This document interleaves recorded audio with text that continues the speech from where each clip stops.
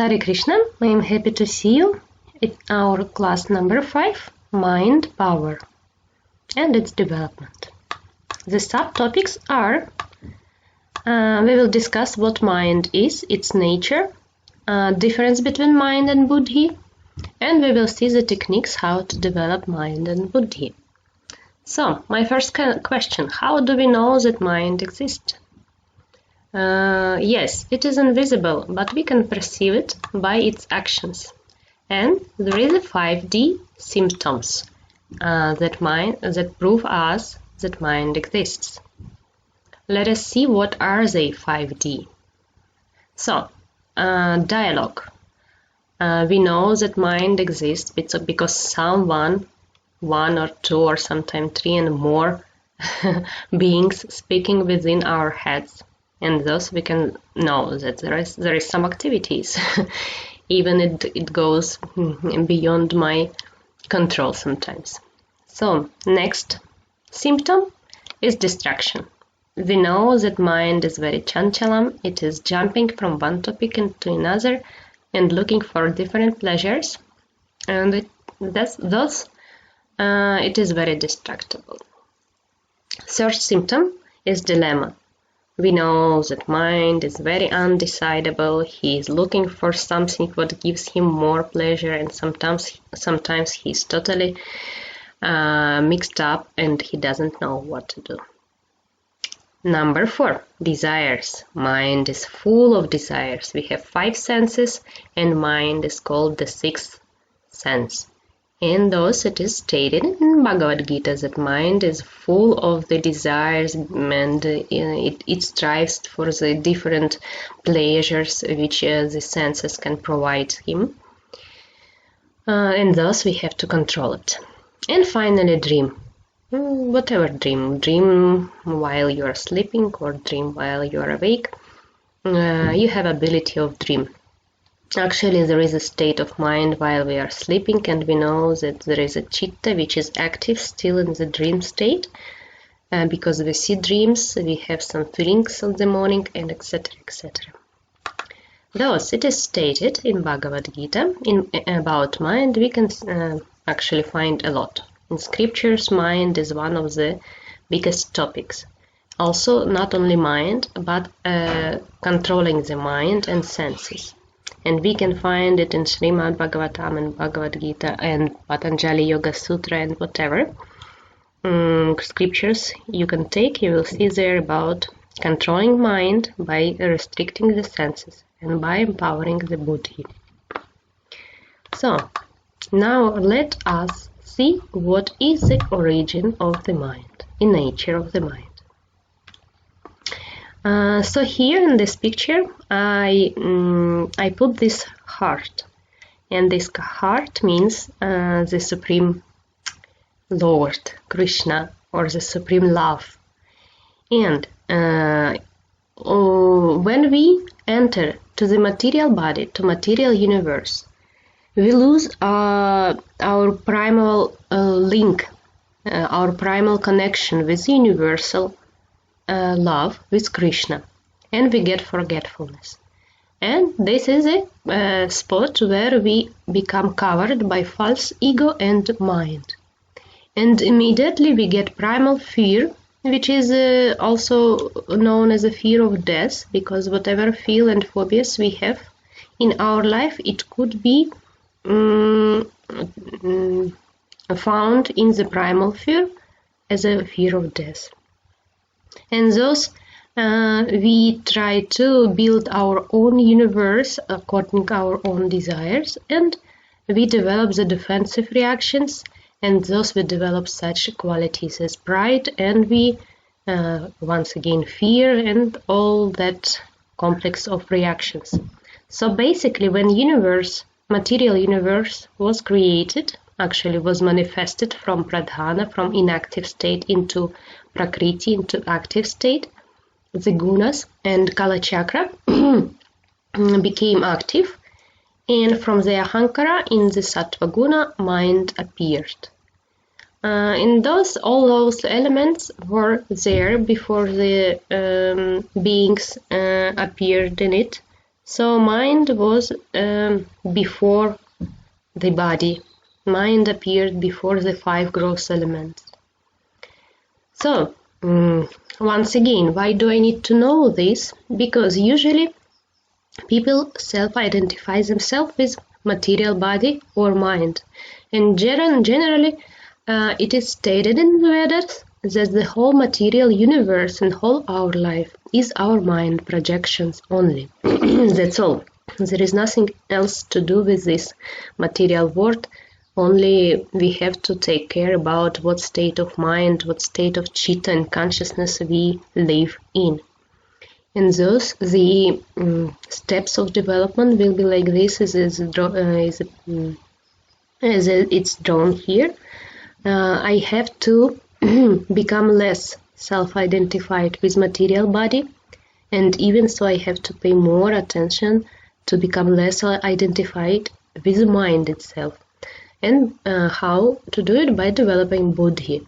The difference between mind and buddhi, that mind is striving for senses, and if it falls prey into the senses, it becomes their slave, and thus the life will be just a consequence of pleasures and distress.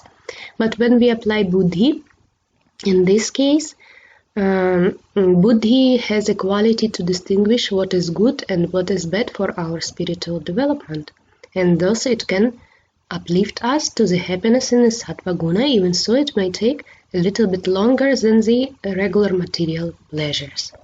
And finally, the development should be like this, that we have to decrease our wrong self-identification with body and mind. And with the time, we will have to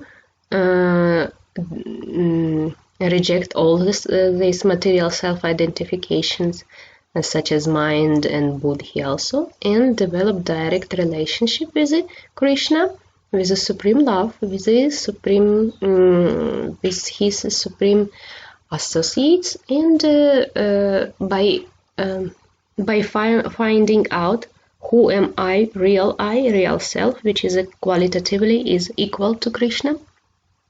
And on this platform, on this transcendental and the spiritual platform, I have to develop those relationships.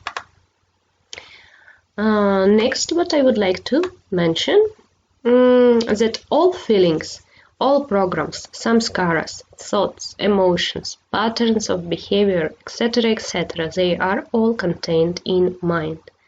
And only after that mind will figure out what is his prime purpose, he will create the material nature will create the body according to our programs, thoughts, emotions, behavior, desires, whatever we have in the mind, we will receive after all in the gross body.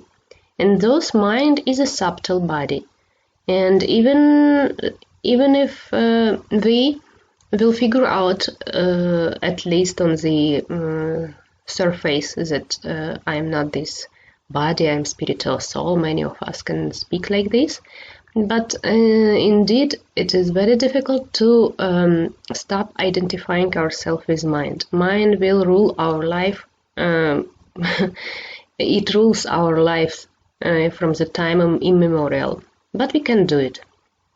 Regarding to the bodies, as we know, this gross body, which consists of 5 gross elements, manas, buddhi, ahankara, all this is sukshma sharira, which is a subtle body, which is our antakarana, which is how the Patanjali speaks in Yoga Sutra. And there is, of course, the causal body, and it is Karana Sharira, where we take from this cosmic depth the amount of the prarabdha karma which should be worked out in this lifetime.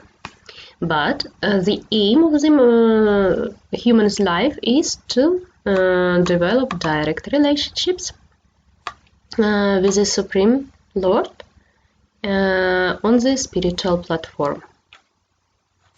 So, and I would like to mention, as we speak about, as we mentioned Patanjali Yoga Sutra, I would like to discuss this particular concept because it is not clear to everyone. Here you can see on the bottom of the picture the two first slokas of Yoga Sutra, and they are very famous. And what do they mean? So Patanjali says, Atta Yoga Anushasanam. We all shall have to practice yoga. And how? By starting Yoga Chitta Vritti Nirodha.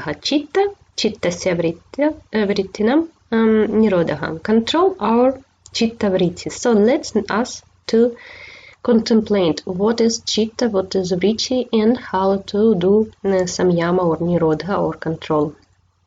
And thus we can attain yoga. First of all, yoga. Yoga means a connection, and connection is not possible if our mind is not full of material desires. In Srimad Bhagavatam, in the fourth canto, especially when four Kumaras speak to Pritha Maharaj, they speak about that material desires are the biggest and almost the first and the most one.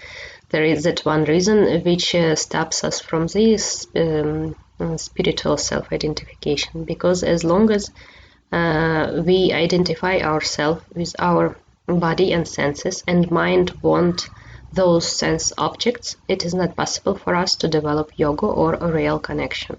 As we said before on this picture, to develop connection with the Supreme Lord, we have to purify ourselves, because we cannot connect with Him by our material body, but we can connect with Him when we will get rid of all material desires and we will pacify our mind. So let's see what exactly the mind and vritti and how it goes. So Chitta Vritti Nirodha. Chitta itself is explained as to be in the whole mind substance. The mind consciousness, actually it is antahkarana, material ego, material self-identification. The lake of this chitta should be pacified. Sorry, once again. So chitta itself is the mixture of our antahkarana. What are they? They are manas, buddhi, ahankara, and indriyas. And this mixture is called antahkarana. And we are not equal to this antahkarana. However, we self-identify ourselves very strongly with this chitta, with this mixture. And also it is explained in Yoga Sutra that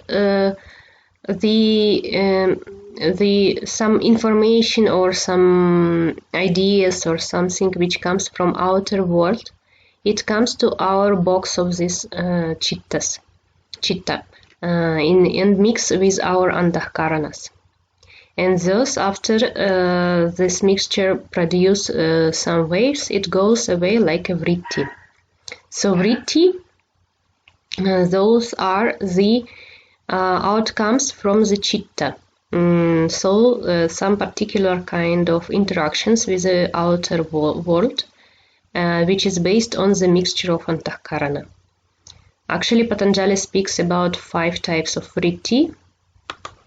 Based on that mixture of the concepts we already have, we produce such vrittis as are pramana, knowledge, viparya, and discrimination, vikalpa, the verbal activities or delusion, nidra, sleep, because the chitta is active during the sleep also, and smriti, the memory. So basically one should read more careful the Patanjali Yoga Sutra, but I just wanted to mention those vrittis come and we perceive them as our own thoughts or concepts or our point of view or something like that. But indeed it is only our mixture of antahkarana. And that's why it is important to stop self-identifying ourselves with this box of mixed antahkaranas. So if you can imagine yourself, like if you just stop for a moment and close your eyes and imagine yourself as a shining spiritual being, and now imagine in front of yourself a box, and this box full of some toys or some stuff, you don't know what is it there. So what we basically do in this life, we operate from this box. We hardly can realize who we are really, and this why the spiritual activity, the meditation, yoga, etc., japa meditation especially, is mentioned to bring us to the primal state of identification with the transcendental quality of Krishna himself. Now, okay, it was chitta. So we operate with the help of chitta, and from chitta comes a lot of different vrittis. And those vrittis, they will repeat. They will repeat because of the vasanas and samskaras. What does it mean? During all past accumulated lifetimes, we have collected a huge amount of samskaras and vasanas. And what are they? They are basically the imprintings of some experience. And some samskaras and vasanas will actually control our life, because they will be so strong, so powerful, that the ability, the power of our mind will be less stronger than samskara itself. Even so, samskara is within the mind, it lives there, but mind itself, if it is weak, if it is following the material pleasures, it will be ruined by those samskara, and a person will have to follow the reaction of his past activities. And here, that's why it is advisable, chitta vritti nirodha, it is advisable to control chitta and vritti by controlling the senses and mind, and thus by spiritual activity the power of samskaras and vasanas could be reduced. It is also said that karma is healed by dharma, right? Have you heard this? Yes, so samskaras and vasanas are within chitta, and it's up to us if we want to make our mind a friend, we will have to control it and control senses, and thus we will reduce the negative reactions in our life. So here we are. Now what we're gonna discuss next slide. I would like to share with you wonderful mind formula. I have learned it in some lecture also from some teachers, and I would like to introduce you this mind formula. This is taken from Bhagavad Gita 6.34, which is one shloka describing the whole nature of mind. Now let us read this shloka. Chanchalam himanah Krishna pramadhi balavatridham tasyaham nigraham manye vayor iva sudushkaram. So it is really difficult to control this mind, because mind has this four quality. M stands for mind, balavat, mighty, balavat. I stands for pramadhi, intoxicated. N stands for nomadic, chanchalam. And D states for dridha, or disobedient, decontrolled. Let us see one by one what does it mean. So mind has itself is very powerful. it can do whatever he wants, and that's why we have to make him our friend. You remember that the universe, when it was just built, mind was already there, and with the help of mind and ahankara and actually the chitta itself, which is spreading the vrittis around, the universe was created. And you remember that our gross body appeared only after that mind created the elements. With the help of mind, gunas created elements, it's better to say. So it is really mighty. It has huge power to do, and that's why many psychologists would suggest, this some exercises like positive visualization or something, because they have a reason, and they are right. If you will visualize something, finally you may get it. Or if you will meditate with all your concentration on your guru, on your Krishna, you will start to have those qualities. That's why it is advisable to serve those people and have a satsanga, because with serving Vaishnavas, serving Brahmanas, we will achieve those qualities. Actually, even our physical face and body, it will become similar with the face and body of that one on whom we meditate. This is the mind's power. Next, intoxicated or pramadhi. In Subhashitani, it is one shloka which describes a crazy monkey, a drunk monkey, which was bitten by a Vrushika, which is Scorpio, and which was possessed by the bhutas or ghosts. And this, how the mind is described in Subhashitani. That means that really mind is possessed. The mind which is possessed by the senses which are striving for pleasures, he is really intoxicated, because we have 5 senses and they jump from one object to another object looking for the pleasures. And mind is the same, like these senses will jump constantly from one branch to another. It will never stop, and whenever it gets a little bit of pleasure, he wants immediately something else, and he becomes intoxicated with all this mess and with emotions especially. So there are 2 types of intoxication: internal, like emotions, and external, like whatever we eat, whatever we drink, whatever we watch, whatever association we have. And mind will become intoxicated and absorbed in whatever ambient we have around. So we have to take care of this. Next, chanchalam, nomadic. We know that mind never stops. As a monkey jumps from one branch to another, mind also jumps, just because he is looking constantly for pleasures.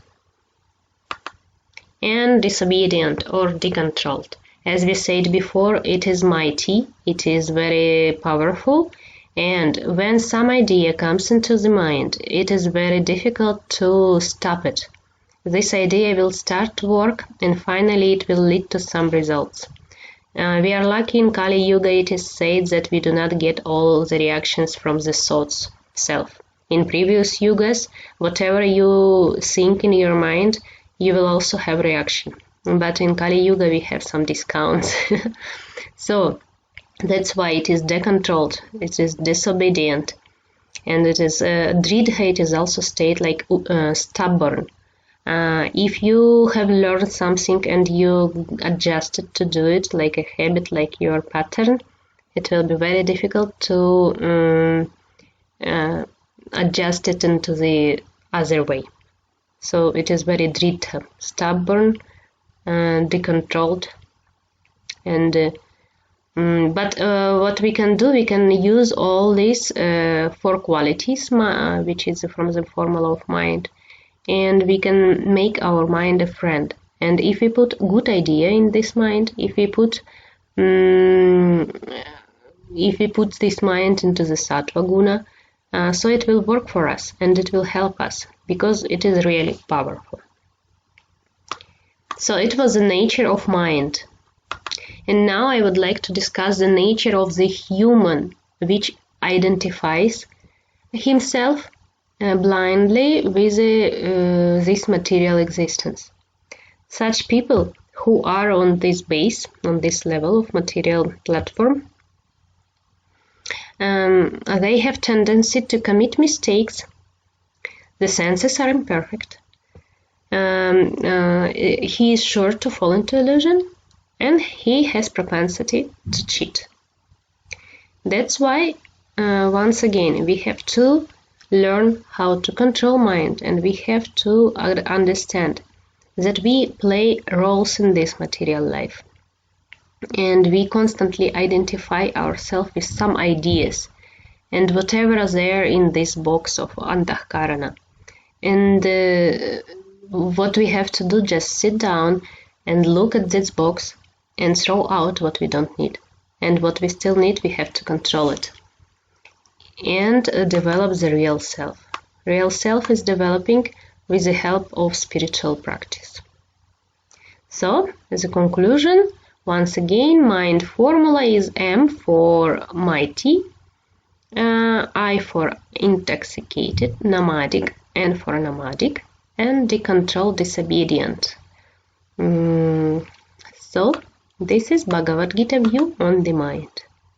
Let us see what is the difference between mind and buddhi and how to arrange all this. So, what is the function of mind? Mind is simply a two-way switch. He either accept or reject.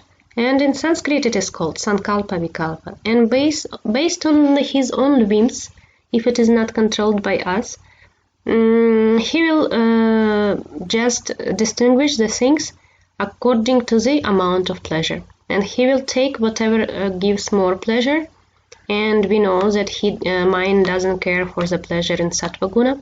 If you remember, we told that there is a different kind of happiness and pleasures.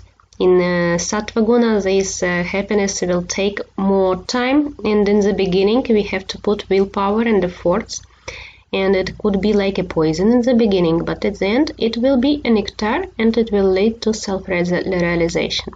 But material mind is not into the sattva guna happiness. Material mind is about raja or even tama guna, because it is characterized by the fast achievements. And raja guna happiness, it is a happiness which is derived from the sense objects, and this is what mind likes.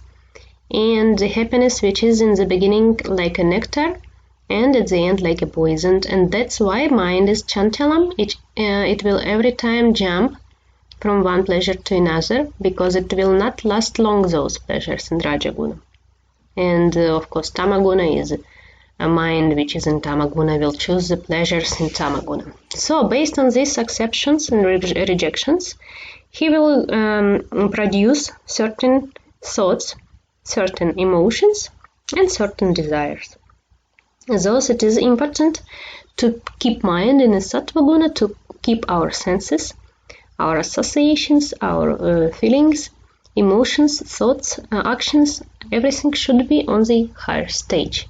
Otherwise mind will degrade us. Here I like this shloka from Srimad Bhagavatam, which speaks about some levels. Let us see.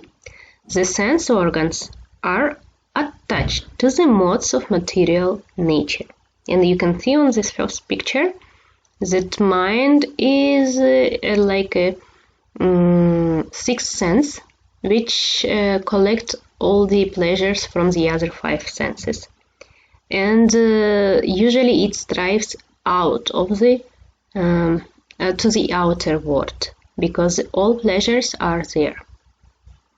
And the modes of material nature are products of the false ego. You remember, these are the modes here. Sattva guna is yellow, Raja guna is red. I draw like this, and blue is a Tamaguna, and this is a product of Ahankara. And you remember on this picture we discussed that here that Ahankara and mind appeared in the beginning of the universe, and when we entered this universe, we entered already in this covering, in these shells of the Ahankara and mind. And so, once again, modes of material nature are products of the false ego.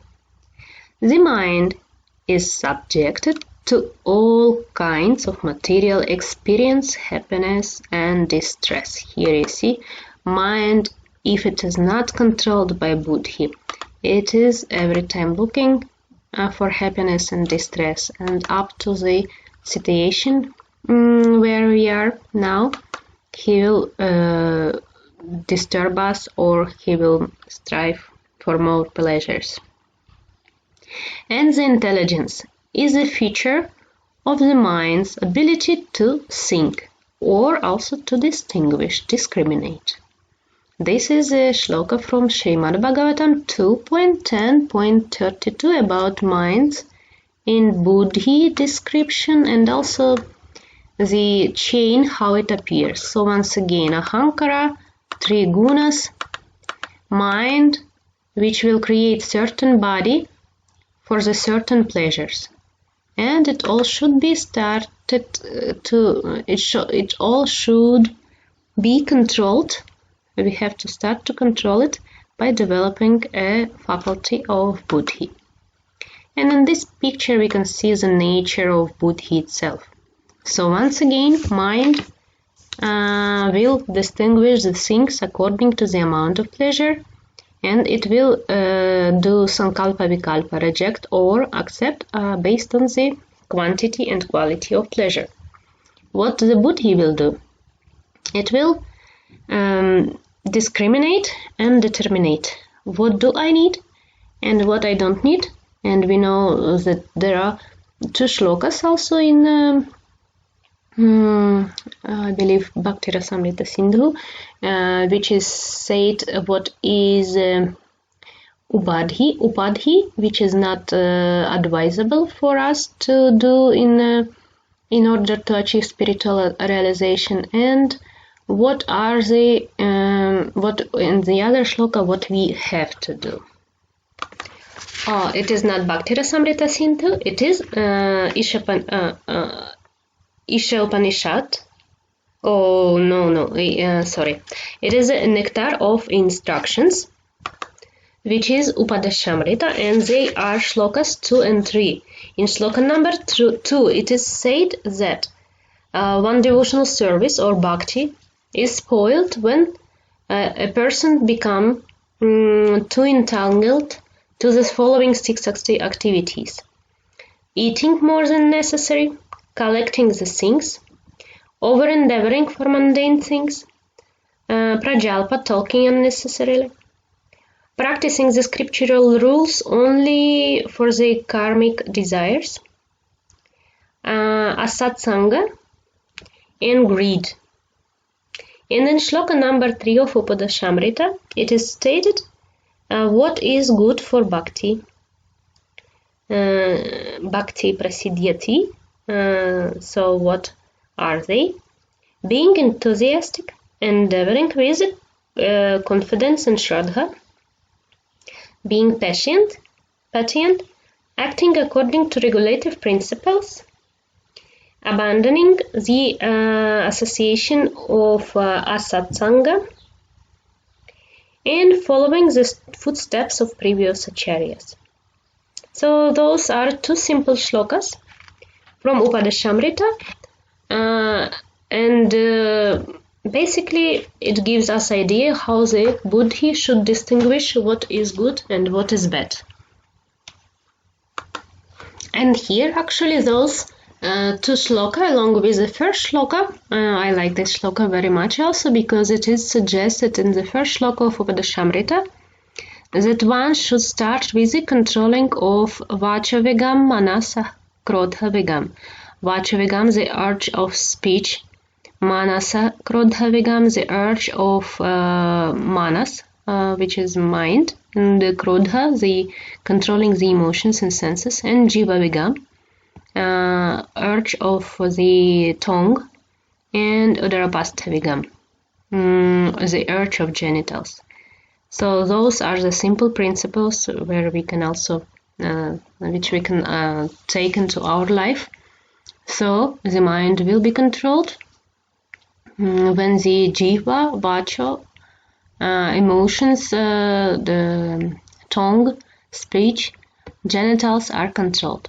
And the following these two shloka which I just had read about the 6 things which bhakti vinashyati and bhakti prasidyati, which helps on the way of bhakti and which ruins the bhakti.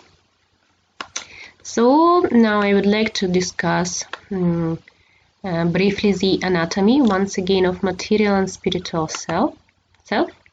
So we have this simply saying gross body, subtle body, and the soul.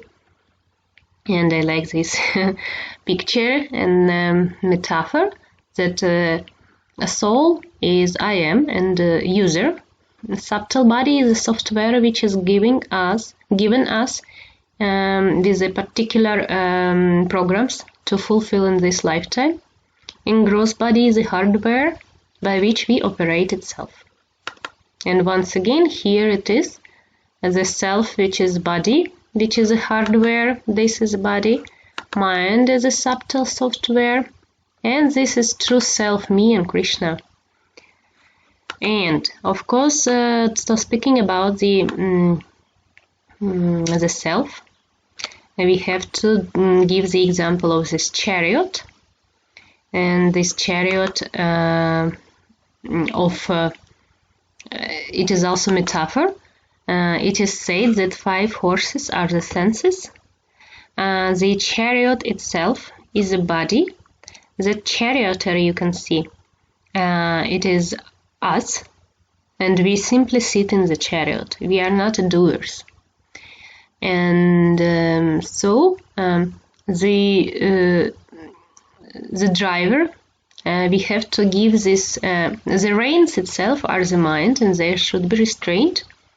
And the charioteer should be Buddhi, or even better, it should be Krishna as a charioteer of Arjuna itself. So summarizing, what does it mean to control a mind? So simply saying control of the mind means detaching the mind from the sense enjoyment. By dedicating Krishna everything. Like if we want to enjoy food, we simply enjoy prasadam, right? If we want to do some action, we take responsibility and offer this action as a yagya to Krishna, and so on. And also in this in this shloka, which describes this Bhagavad Gita 3.42, it gives us idea where we can start. And here I put the both way we can do. We can control. We can control and the senses and mind and develop buddhi and put efforts into the self-realization. So on each level we can do something. It doesn't mean that I just control senses and don't do anything with my self-realization or with my soul. Simply by controlling senses, by restricting them, but do not do without doing any spiritual activities like chanting the names, doing meditation, there is a simple waste of time, because senses with the time will overcome, because they are like restricted, like an arrow in the bow. If you restrict them without giving the mind the spiritual taste, sometimes this arrow will fly finally, and it will give even more damaging effect on life. So thus it is advisable param drishtva nivartate. Along with the controlling mind and senses, we have to give the spiritual taste. So it could be replaced, the lower taste could be replaced with a spiritual taste. So, everything what I live is mind only and is not real me. Right, correct. So what can I do? First, I can raise the qualities of my life, gunas, and mentality. We spoke about this in the lecture number 2. So, raise the gunas and change mentality. Also, I can use the techniques of psychology, yoga, prayer, meditation, and of course chanting the holy names, which is advisable for this age of Kali Yuga. Apply willpower, control senses through mind and mind through senses. Apply willpower through strengthen the buddhi and make right decisions. So now final stage of our lecture, and we will see with you a few techniques how we can empower buddhi. So in each class we discuss with you some techniques, and of course we spoke about 4 principles, yama niyama and shravanam kirtanam. Now in this lecture I would like to introduce another technique. Why? First of all, why I have to do those techniques? Because they will help me. They will help me to do what I really can do. Because what I can't do to change my really deep previous karma.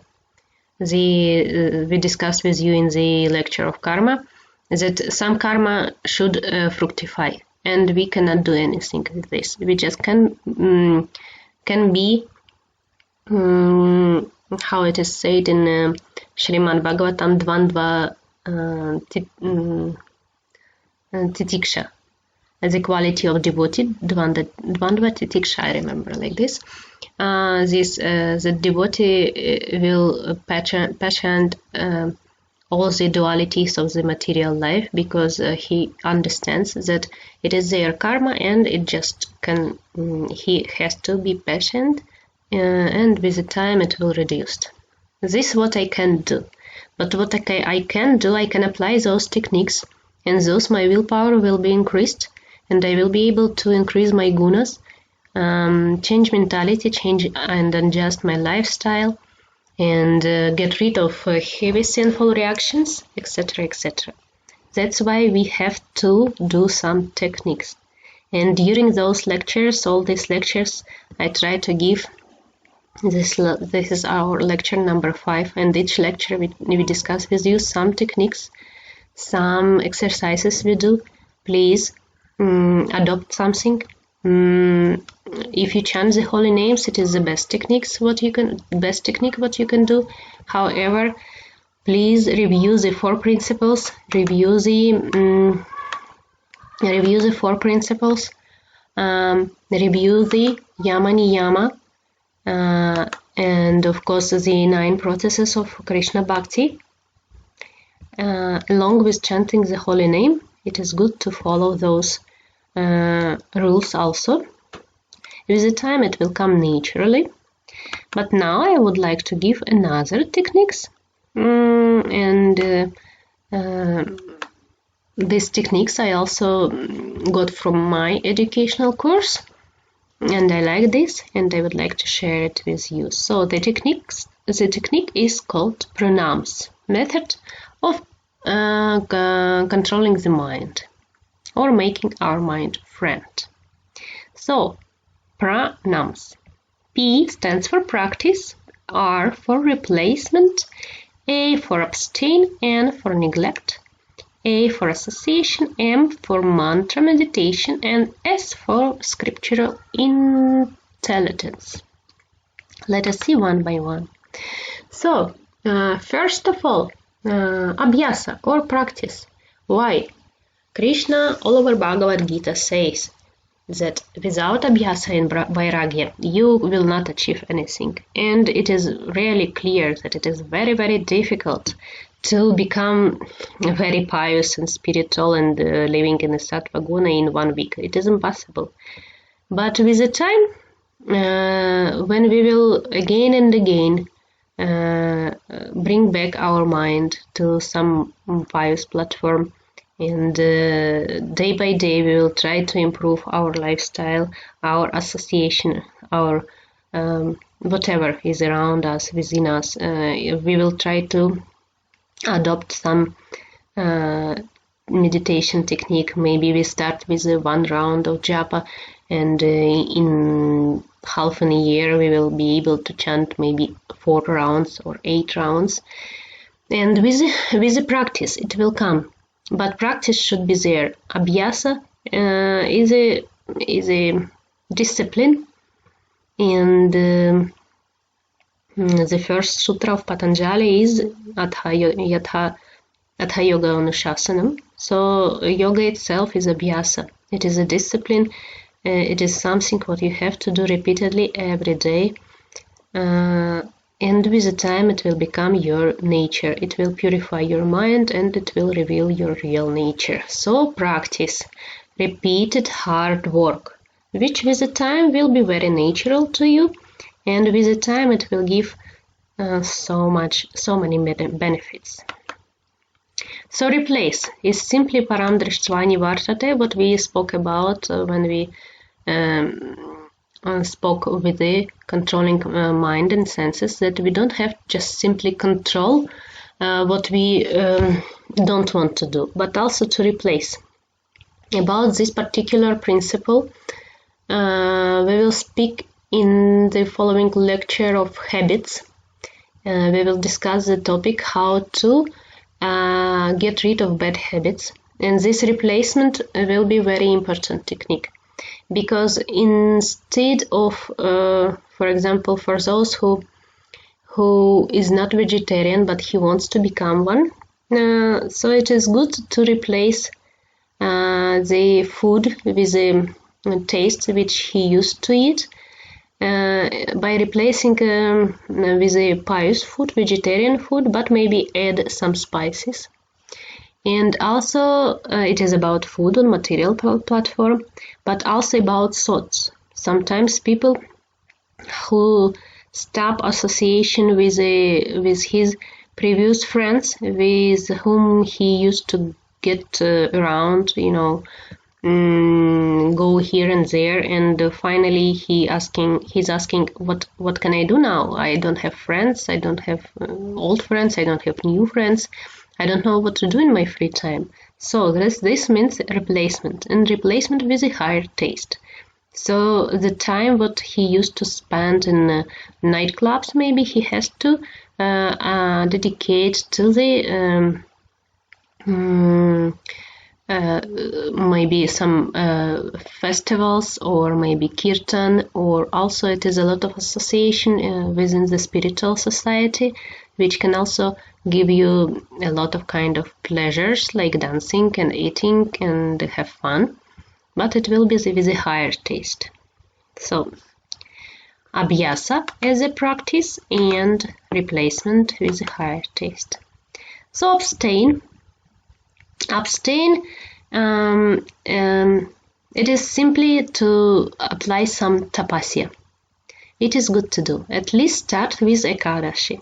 Ekadashi is a fasting from the certain food, which is grains, which the food consists of grain, on the 11th day of the waxing and the 11th day of the waning moon. So fasting itself is an example of how to add some tapa in your life. Next, neglect. So we know this phrase that the barking dog, and the mind will be like a barking dog. It will constantly annoy you with oh please, let's go here, let's go there, stop your chanting, stop this reading, stop this, let's go and take some pleasure. So this means neglect, and this is good to do. And especially another clue, you have to separate yourself from your mind. Simply separate. Simply sit down, close your eyes, and try to separate where is your mind, where are the thoughts are floating in this head, and where you are. And by doing it a few times, you will be able to separate yourself and see yourself as an observer. See how the mind acts, how the thoughts floating, how the life is going. But you will learn how to separate yourself from this, and you will be able to neglect this barking. Because in the beginning, mind will bark a lot. Next, association. And we spoke a lot about this.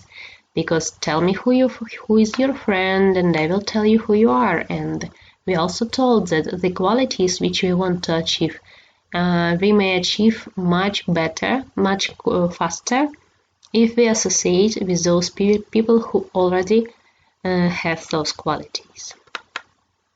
Mantra meditation. Yes, this is a Yuga Dharma for Kali Yuga.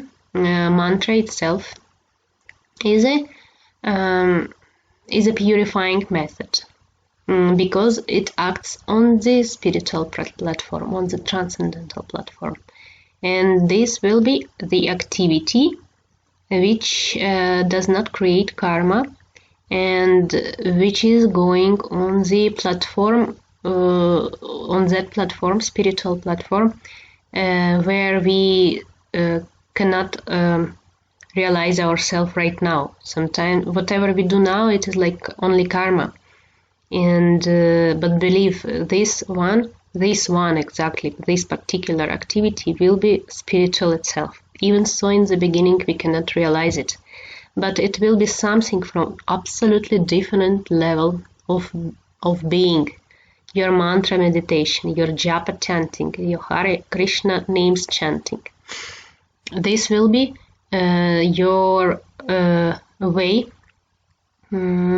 out of this material circle of birth and death. And those you can imagine that by all those techniques which we discussed, this abhyasa and replacement and abstaining and etc., you will act from the from down to up, let us say, or from outer to inner path. And at the same time, by chanting mantra, you will act from the upper to down platform, and or from the inner to outer. So by adopting all these kinds of techniques, you will be able to act on different levels of yourself, on the subtle level with your mind because of association, the outer level because of abhyasa and this food replacement and etc. And also on the transcendental platform by chanting mantra. And of course svadhyaya, scriptural study, whatever scripture is yours. Scriptures, they are all speaking about God, and they are all speaking about bhakti. So studying scriptures is an important thing to do to develop our mind and our buddhi, to develop the higher taste, to figure out what is going on on that spiritual platform. So those are the pranams methods. Once again, practice abhyasa, replacement param drishtva nivartate, abstain fasting, neglect to put yourself out from your mind, to stop associating yourself with your mind, get sadhusanga, right association, mantra meditation, and svadhyaya. Those are the pranams technique. And I like also this triple S method to empower buddhi. It's very simple. Seva, sadhana, svadhyaya. Seva is a service, sadhana is your spiritual practice, and svadhyaya, scriptural study. All these three will develop the power of discrimination, power of buddhi. It will help you to make very difficult decisions in your life, because buddhi is responsible for making decisions based on the higher principles.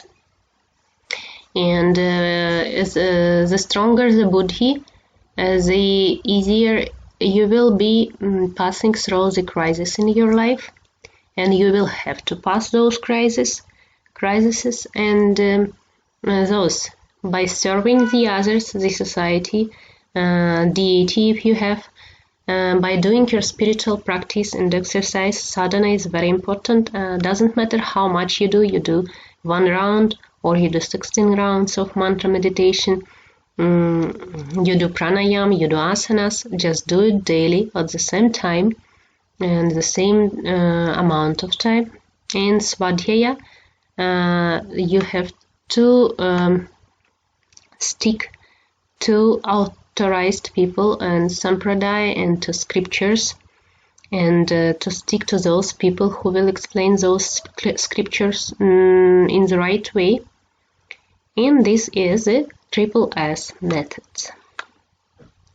So that was the lecture of about mind power. We discussed with you 5D symptoms, how we can realize that we have this mind. It was dialogue, distraction, dilemma, desires, and dream.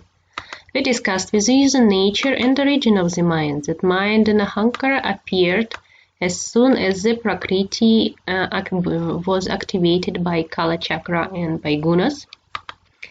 We spoke with you about that I am not this body material, I am not this mind, but actually I am qualitatively the same with the Krishna, and with the faculty of buddhi I have to develop my spiritual relationships with the Supreme Lord, with Krishna. We briefly discussed with you what are those concepts of chitta and vritti according to Yoga Sutras of Patanjali Muni. Next, it was wonderful mind formula, which is derived from the Bhagavad Gita 6.34. Chanchalam pramadhi, balavat, and dridha. What qualities of the mind and why we have to control it. And also 4 qualities or 4 defects of the human nature, which has the wrong self-identification. Next, we came to buddhi. We discussed the shloka in Srimad Bhagavatam, that the mind is striving for the sense,